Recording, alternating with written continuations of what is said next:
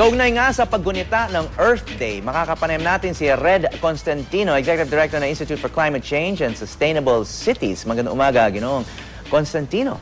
Magandang umaga, Howie. So, you head the Institute for Climate Change and Sustainable Cities. Ano bang connection yan? Ano bang ibig sabihin ng sustainable cities and how is it affected by climate change? Dalawang aspeto ng trabaho namin. Yung isa has to do with solutions. Kasi napakahalaga na hindi ka lamang bumabatikos. Pinapakita mo na mumuhunan ka rin. You show that there are solutions na talagang gumagana. One of which, mas kilala yung electric jeepneys project namin. The other side is it's about climate policy. Long term. Hindi pwedeng yung everyday and here and now lang inaasikaso.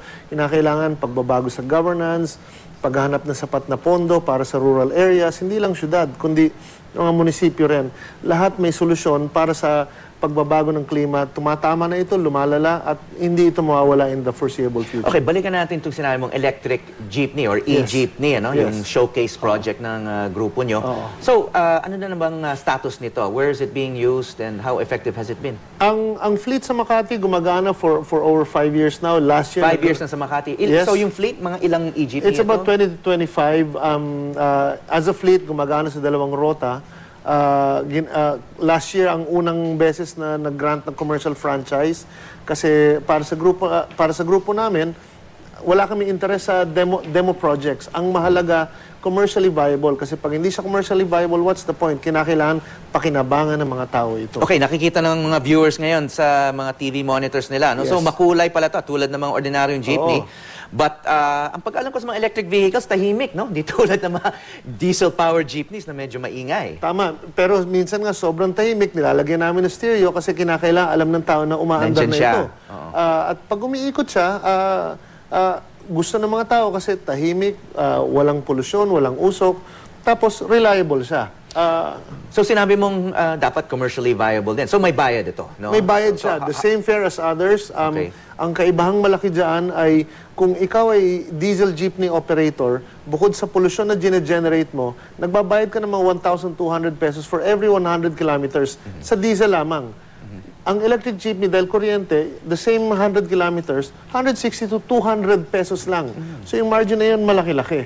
Sinasabi namin, yes, makakatulong ka sa climate change, pero isipin mo rin, dagdag ito sa bulsa mo, whether operator ka o super ka. Yung mga nasa Makati nga, for the first time, silang unang jeepney driver na may PhilHealth, SSS, benefits, pag-ibig, no? Dahil, ano sila, regular salaried workers sila. Kalahati ng fleet, minamaneho mga babae.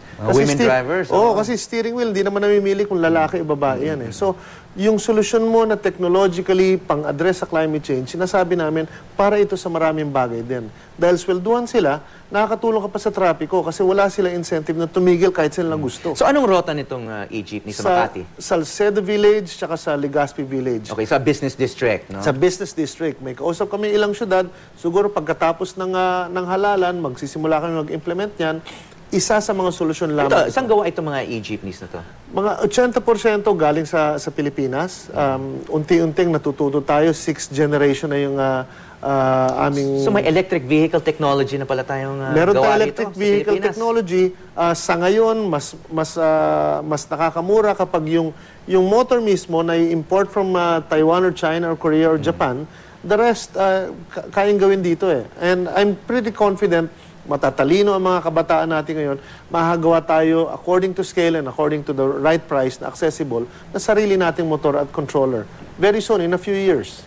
So transportation, malaking bahagi ng sinasabi mga sustainable cities. But of course, yung e-jeepney, that's just one solution. Ano? One solution. Kanina, pinag-uusapan natin yung paglalakad, yung napakasimpleng paraan. The most basic form of transportation. Tama. Mahirap gawin sa Maynila. Well, ang main point na lagi namin sinasabi, champion kami, pioneer kami electric vehicles, electric public vehicles, pero lagi namin sinasabi, ang best mode of transport ni hindi jeepney, electric jeepney or bisikleta, walking, paglalakad.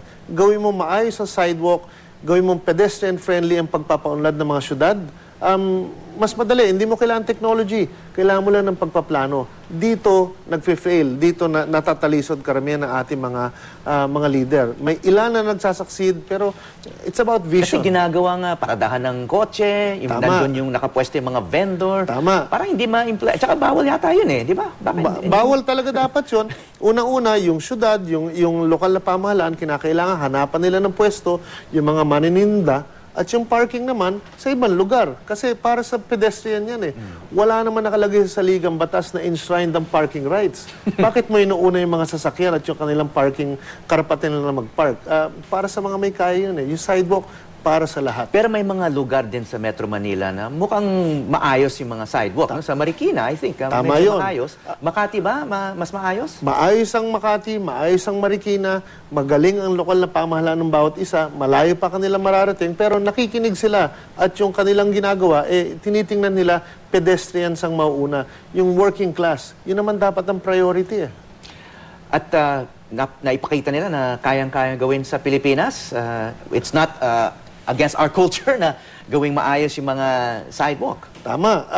Again, hindi technology ang una mong titingnan pag naghanap ka ng solusyon. Para kanino ba? Kung ang nagpapatakbo ng mga lokal na lokalidad natin ay mga working class, no? Sila dapat unang makatamasa. Kaya hindi kami gumawa ng electric car. Hindi namin tinulak yung electric private vehicles. Inuna namin yung electric public jeepneys. Kasi ang unang dapat makinabang ay working Filipino families. Yeah.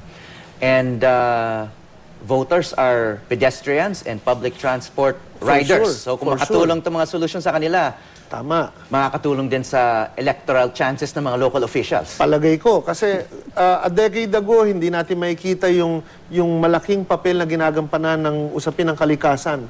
Sa consciousness ng mga voters ngayon, tumataas ito. Nakikita natin yung epekto ng pangit na governance at tamang pamamahala. At unti-unti, lalaki yan.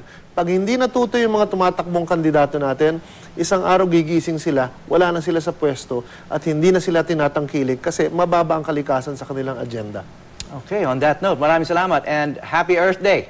Red Constantino, Executive Director ng Institute for Climate Change and Sustainable Cities.